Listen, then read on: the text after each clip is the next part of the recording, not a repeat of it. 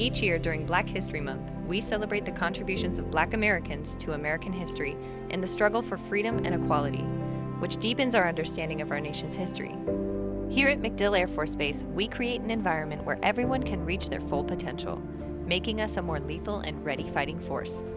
The complex challenges of today require diverse perspectives to make sure we can solve those challenges and win in the future.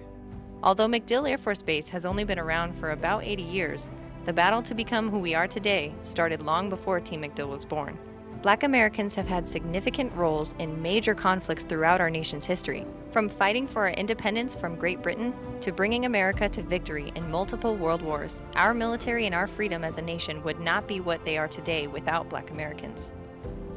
Americans and service members like Dr. Lewis Tompkins Wright, Freddie Stowers, and the Tuskegee Airmen. These examples of excellence happened while our military history was littered with racial discrimination and segregation. MacDill was no exception to this. Black Americans who joined the military entered segregated units after basic training.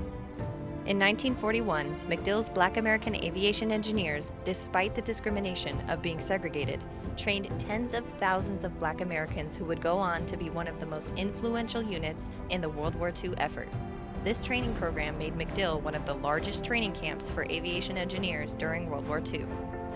The 810th Engineer Aviation Battalion was one of the first units shipped out to the Pacific Theater in World War II, straight out of MacDill Airfield. Upon arrival, the 810th worked 24 hours a day, 7 days a week, finishing an all-weather runway for fighter aircraft involved in the Battle of the Coral Sea. The 810th performed all of this in cold weather gear, as they were not informed they'd be heading to the Pacific. Rather, they were instructed they'd be servicing runways in a cold climate. Nevertheless, they persisted and aided in the World War II effort, leaving as one of the most notable aviation engineer battalions after only training at MacDill for 6 months. As we moved forward in history, we as a military and a nation made strides toward equality with legislation such as the Civil Rights Act of 1964 and Air Force directives such as standing up the Equal Opportunity Office in 1970.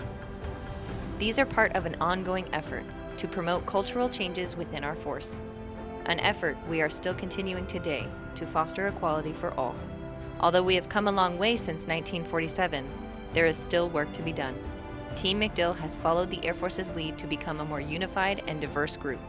The United States Air Force's top leaders are beginning to represent our diverse and elite force. Equality is making headway, and although we have struggled along the way, we are accelerating change to eliminate barriers for all airmen to reach their full potential, or we risk losing wars to peer competitors. Not only is this progress the morally right thing to do, but our ability to win future wars depends on it.